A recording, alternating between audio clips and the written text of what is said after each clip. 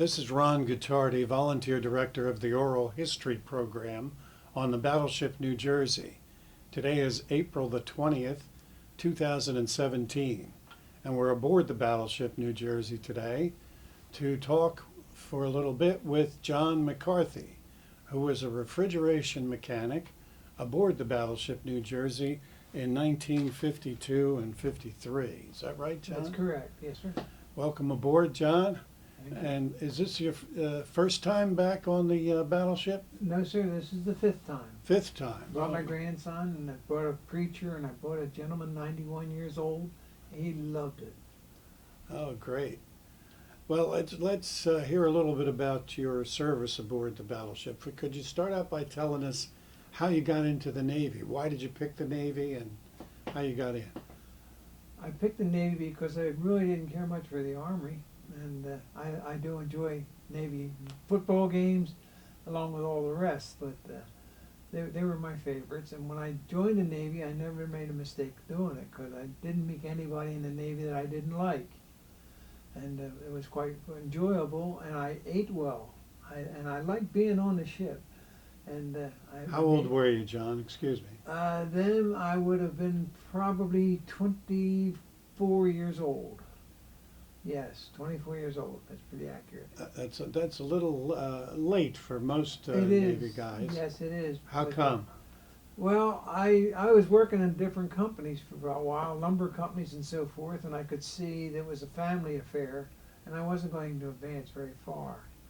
So then I thought I need to do something better than that, and it worked out better. Did you attend any college? No, I did not attend any Okay. college, but I worked in enough places to know how to adjust to what the boss wanted and what the customer wanted. And I made out pretty good. But You said you didn't attend any college. no, I did not attend any college, but I worked in enough different jobs to know what the customer wanted and what the owner wanted. And I did very well with that. It honed me in for working for Philadelphia Electric. I got my job with them because of the Navy. Everything after worked you got together. out, Yes, sir. okay. After I got out. And I worked with them for 36 years. So where did you go for your basic training? Oh, that was Great Lakes? no, sir. It was Perryville in Maryland. Perryville? Yeah, Perryville, Maryland. That's where the boot camp was. And they were pretty tough on us in the boot camp. What do you remember in particular about boot camp? Not like in Mr. Walker, who was really tough on us. But he had to be tough or we'd have been milquetoasted in the Navy, and that didn't work. But when our 3 months of training, we all treated him with respect. He was chief, He was the chief, yes, sir. and you were the Indians. And Yeah, he we made were the sure Indians. You knew that, right? Yeah, and yeah, but we all seemed to get along pretty well after a while. But everybody was quite concerned. Everybody. Okay, and then after boot camp, did you go to any A schools, any specialized No, training? went right to Norfolk, Virginia. And to meet the New Jersey there? Yeah, that's where I met the New So that was Jersey. your And first we were assignment. only there a short time when we pulled out to go to Korea. And what was your impression when you first saw the New Jersey? Awesome. It was awesome. Unbelievable how big it was and all the people on there. 2,800 people. That's a lot of people to get along with. But the food was good. And when you shipped out, did you go through any sea trials or anything like Yeah, that? yes, we went down to Cuba first. And when we Mhm. left Cuba, then we headed on Guantanamo Bay? Guantanamo Bay. We went to Japan, Busan, Yokosuka, Do you Sasebo. Do you remember your transit through the Panama Canal? Yes, I did, and you could step off either side because there was 108 feet wide, and I think the Panama is 110 feet wide. Yep. And the mules pulled us through it, and I got pictures of that too.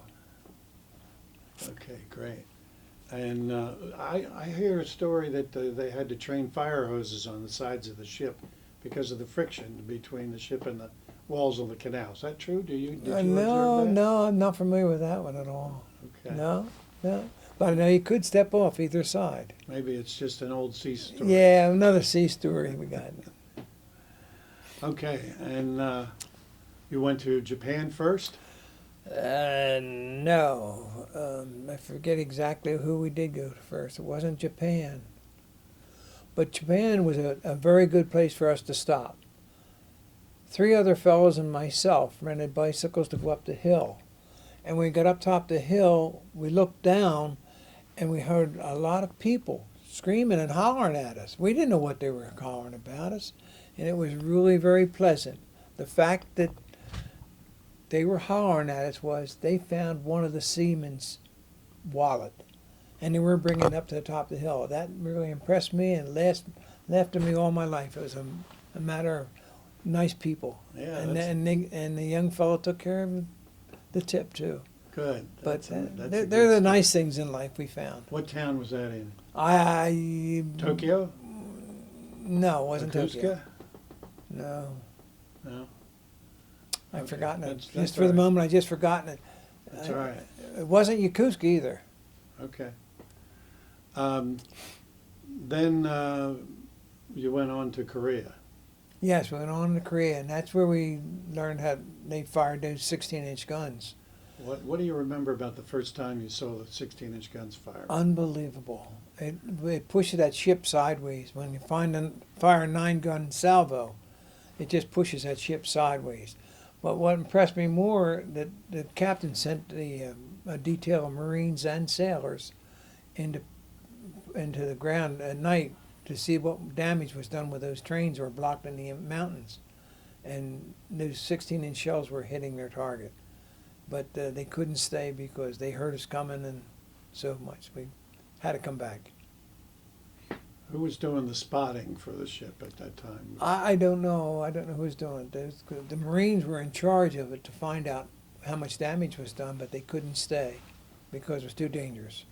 Tell us a little bit about your duties aboard the Battleship New Jersey, would you please? Yes, my duties were to keep the refrigeration going. And if the motor went bad, we had to change and pull the motors out or the compressors out or anything that was associated with the refrigeration. And we had to do all that, and no matter what it was. When we weren't doing that, I was making coffee for the chiefs. The refrigeration obviously was for keeping food cool, Absolutely. but was there other purposes like air conditioning and stuff like There that? was very little air conditioning on the ship at that time, but that was for the, and we did that too. Anything we had to do with air conditioning. What we was air did. conditioned at that time?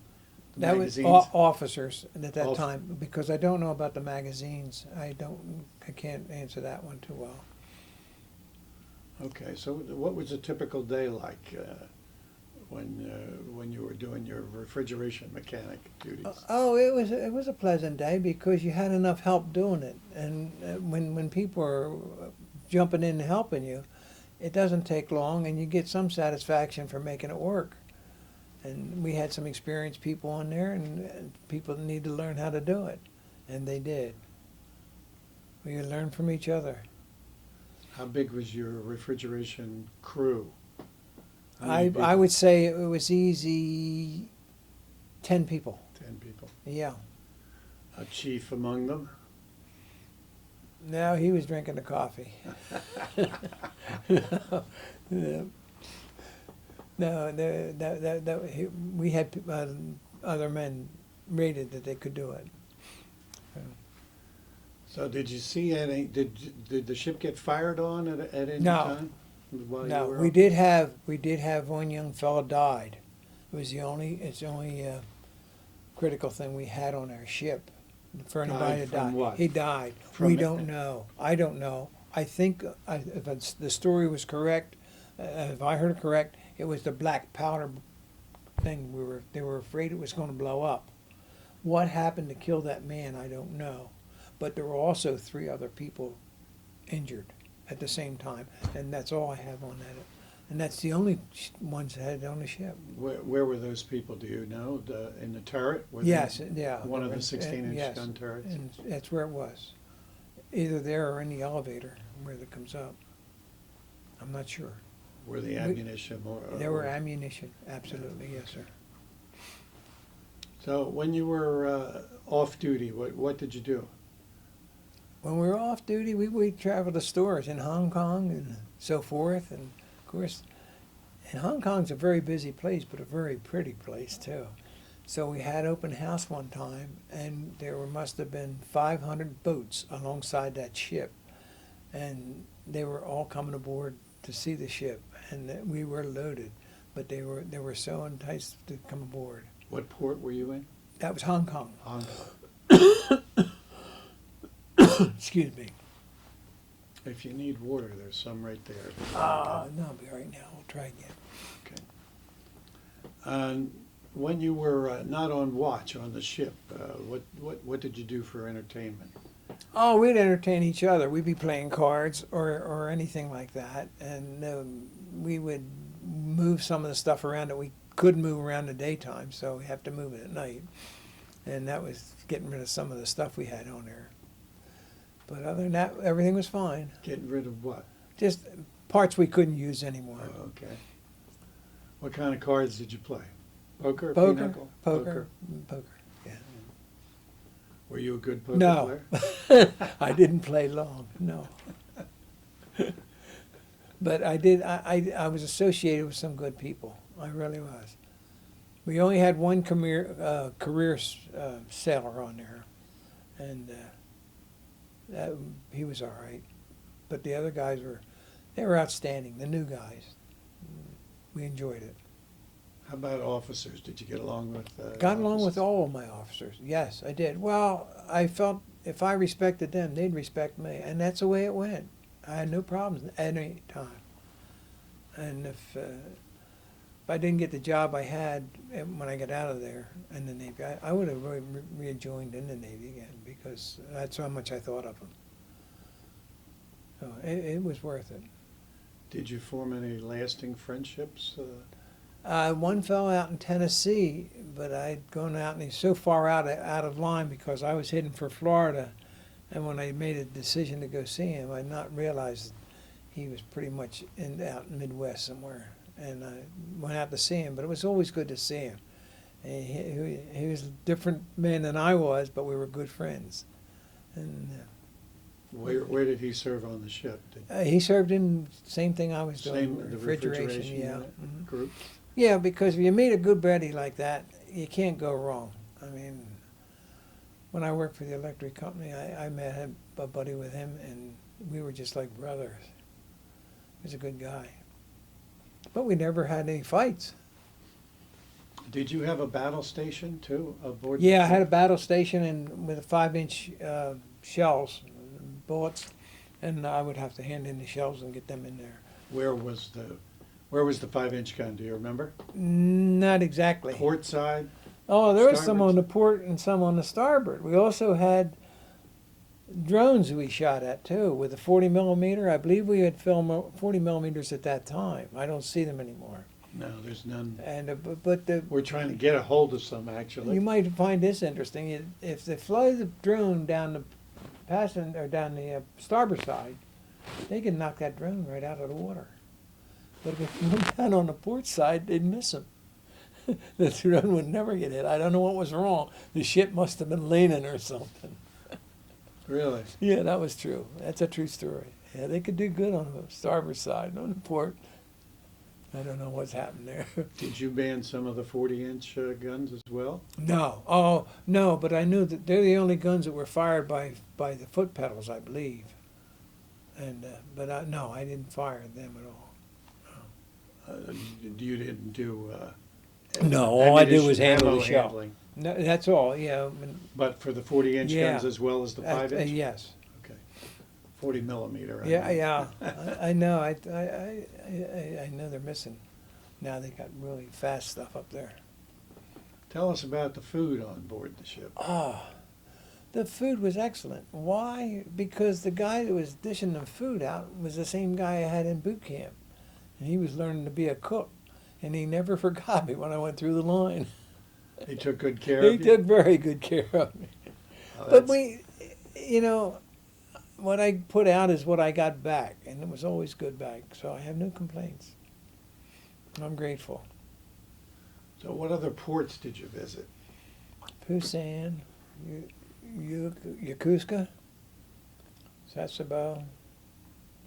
I don't know whether one's bad, the other one's too, I think, somewhere, but I forgot where I wrote them down.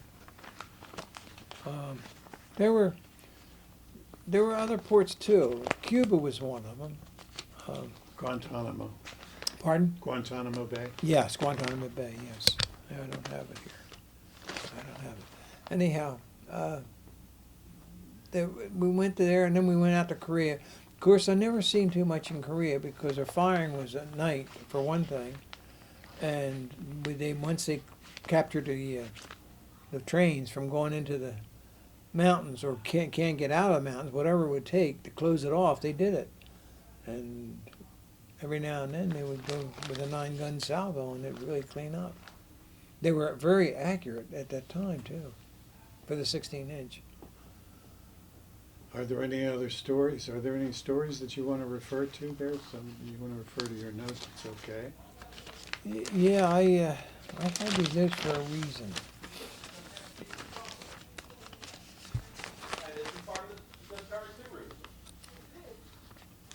Oh.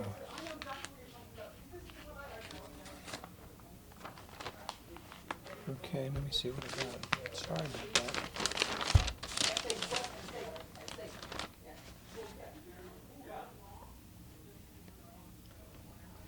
No, we were in Korea, of course. And that was that, I think. We're okay.